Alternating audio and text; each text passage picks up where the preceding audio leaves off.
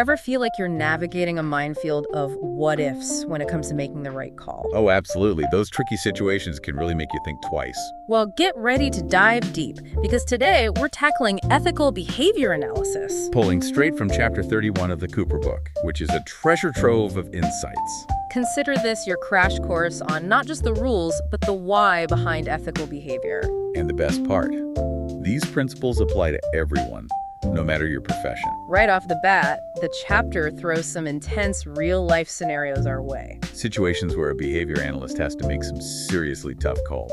We're talking real ethical dilemmas. But before we unpack those, let's define ethics. It's more nuanced than just a gut feeling, isn't it? Right, there's got to be more to it than that. Exactly.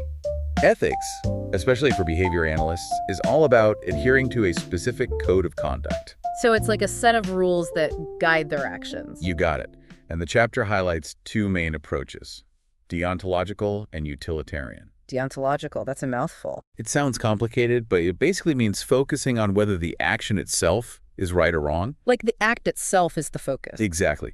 While the utilitarian approach is all about weighing the potential consequences. So it's like looking at the bigger picture, what might happen as a result. Precisely. Do the ends justify the means?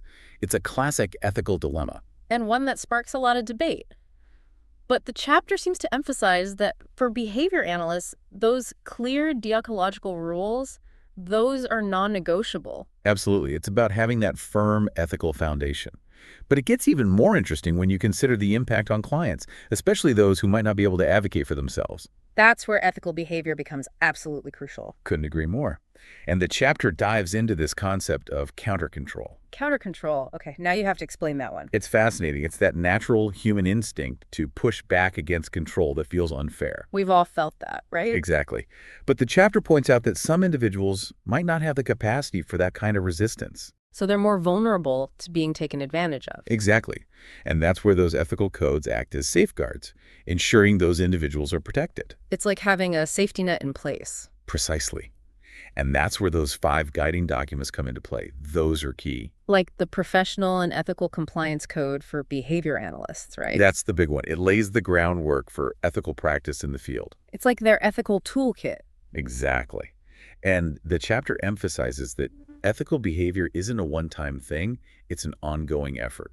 It's a journey, not a destination. Well said. Lifelong learning is key. That's why professional certification like the BACB is so important. Shows you're dedicated to staying up to date and upholding those ethical standards. Exactly. It's a way of demonstrating your commitment to ethical practice. And that includes staying informed about ethical guidelines for working with clients, especially informed consent and confidentiality. Huge, huge topics. Informed consent is paramount. You can't just assume it, right? Absolutely not.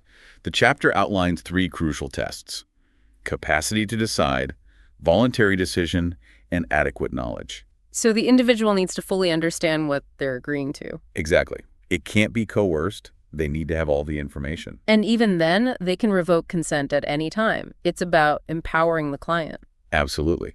And once consent is given, confidentiality becomes paramount. Especially in this field where you're dealing with sensitive information. Exactly.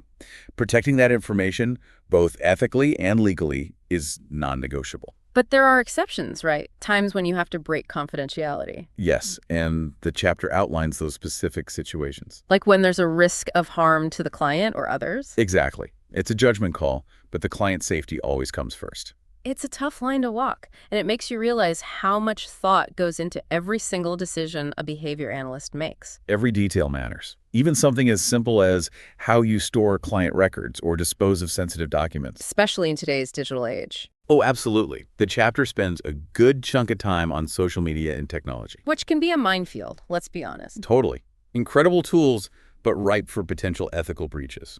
The chapter gives an example of a behavior analyst posting about a client on social media, even with good intentions. That's a violation. Huge violation. It could have serious consequences for everyone involved. A good reminder to always be mindful of those ethical boundaries. It's about protecting the client's dignity and well-being above all else. Which brings us to a big one: negligence. A heavy hitter for sure. The chapter defines it as essentially not doing what should be done. Like taking on too many clients and not being able to effectively serve each one. Or not having a plan for covering your clients while you're on vacation. It's about accountability, making sure you're equipped to provide the services you're committed to. Exactly.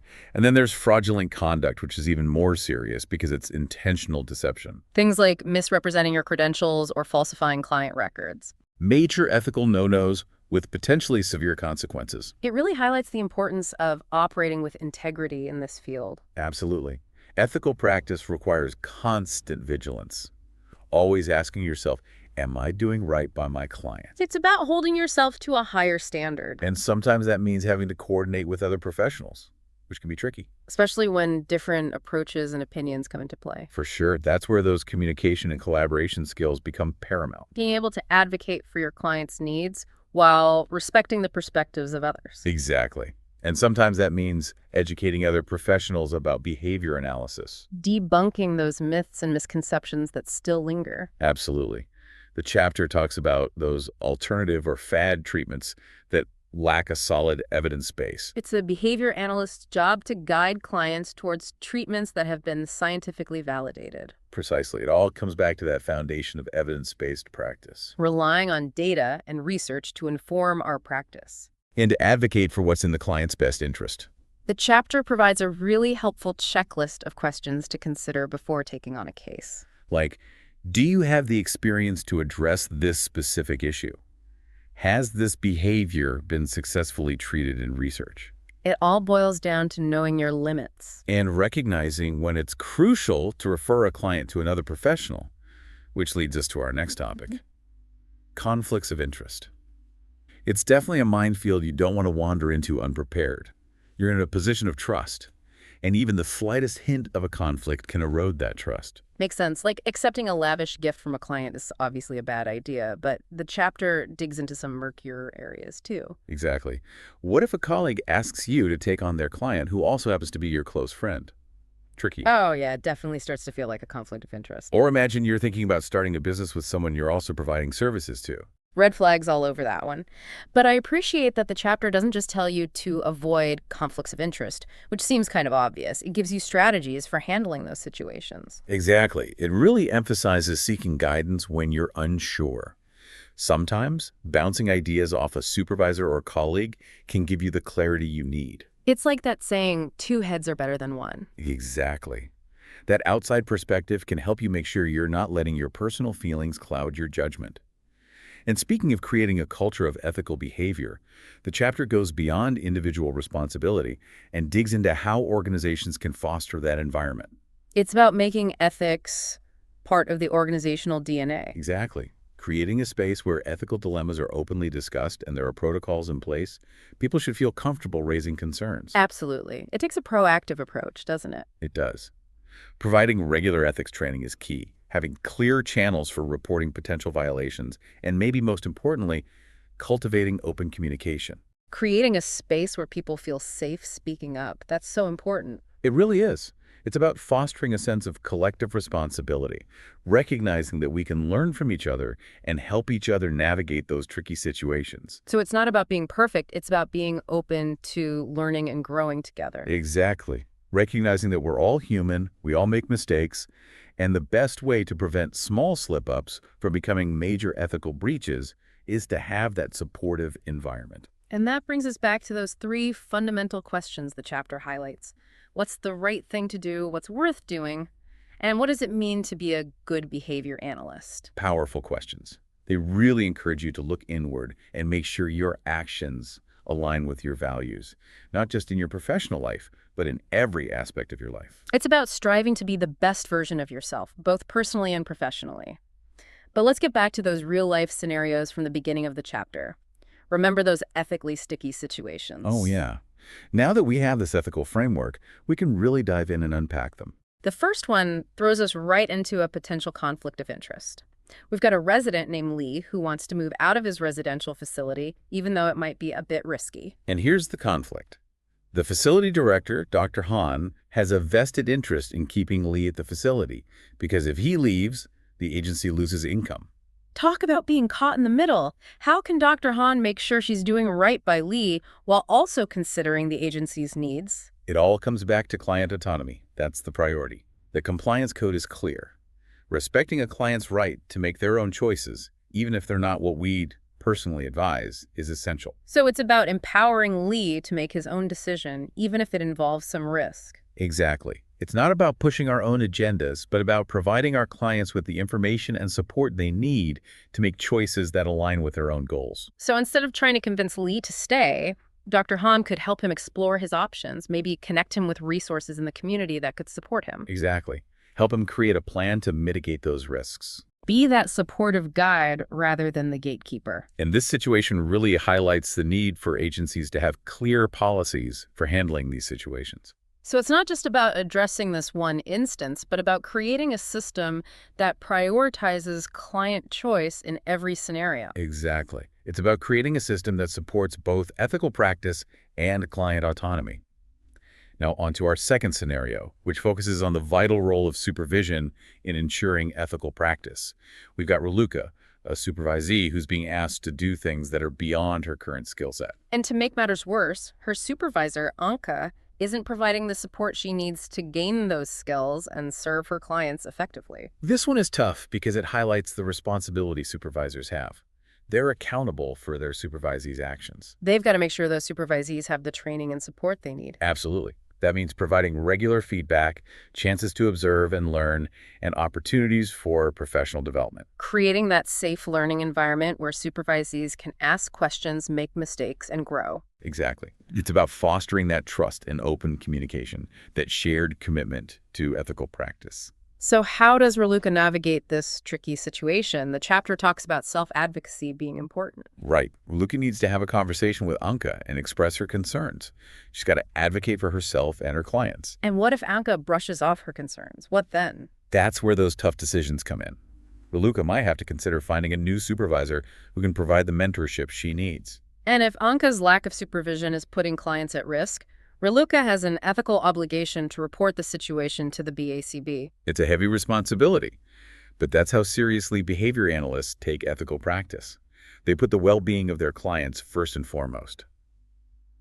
And speaking of tough situations, our final scenario throws us right into the thick of things with Mrs. Doherty, a teacher who witnesses a school administrator potentially jeopardizing a student's access to crucial services. Talk about a rock and a hard place. Ms. Doherty wants to advocate for her student, but fears the consequences of speaking out against someone in a position of authority. It's a classic ethical dilemma. Do you play it safe or do you take a stand? It's a situation that really emphasizes the importance of having a support system. The chapter talks about reaching out to colleagues, mentors, professional organizations for advice. Ms. Doherty doesn't have to go through this alone. She could talk to her supervisor, maybe a trusted colleague, even reach out to the BACB for guidance. Exactly.